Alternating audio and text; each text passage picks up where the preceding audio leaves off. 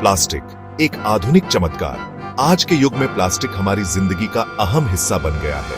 पानी की बोतल से लेकर कंप्यूटर तक, खिलौनों से लेकर गाड़ियों तक, हर जगह प्लास्टिक का इस्तेमाल होता है। यह एक ऐसा पदार्थ है जो सस्ता, टिकाऊ और आसानी से ढाला जा सकता है। लेकिन क्या आपने कभी सोचा है कि यह चमत्कारी पदार्थ आखिर बनता कैसे है?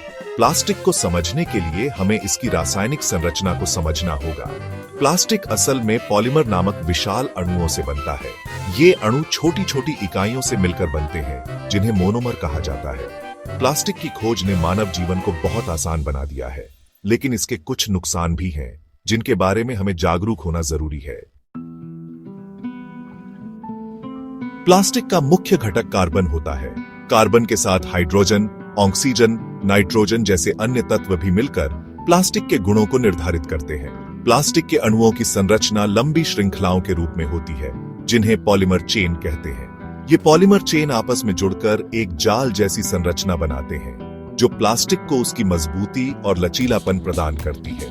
प्लास्टिक के प्रकार के आधार पर इन पॉलीमर चेन की लंबाई और व्यवस्था अलग अलग होती है। यही कारण है कि कुछ प्लास्टिक कठोर होते हैं तो कुछ लचीले। प्लास्टिक की संरचना को समझकर वैज्ञानिक नए नए प्रकार के प्लास्टिक का निर्माण कर रहे हैं, जिनमें विभिन्न गुण होते हैं। प्लास्टिक को मुख्य रूप से दो श्रेणियों में बांटा जा सकता है, थर्मोप्लास्टिक और थर्मोसेट। थर्मोप्लास्टिक प्लास्टिक को गर्म करने पर नरम हो जाता है और ठंडा करने पर फिर से कठोर हो जाता है। इस प्रक्रिया को बार बार दोहराया जा सकता है। इसके विपरीत थर्मोसेट प्लास्टिक को एक बार ढालने के बाद दोबारा गर्म करने पर भी उसका आकार नहीं बदला जा सकता। थर्मोप्लास्टिक के उदाहरण हैं पॉलीथीन, पॉलीप्रोपाइलीन और पीवीसी। थर्मोसेट के उदाहरण हैं बैकेलाइट, मेलामाइन और एपॉक्सी रेजिन। प्लास्टिक के अनेक उपयोग हैं।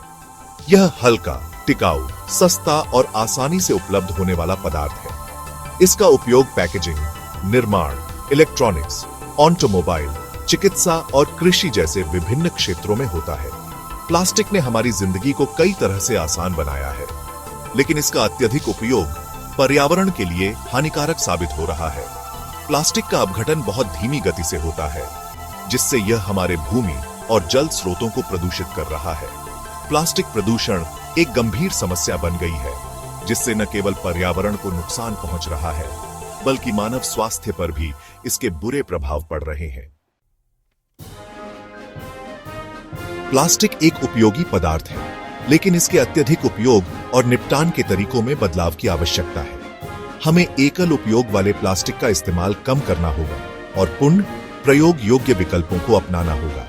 प्लास्टिक की रिसाइकलिंग को बढ़ावा देना भी जरूरी है। हमें यह सुनिश्चित करना होगा कि प्लास्टिक कचरा सही तरीके से एकत्रित किया जाए और उसका पुनर्चक्रण किया जाए। प्लास्टिक का भविष्य हमारे हाथ में है। हमें जागरूक होकर इस समस्या का समाधान खोजना होगा। आप प्लास्टिक के इस्तेमाल को कम करने के लिए क्या कर सकते हैं?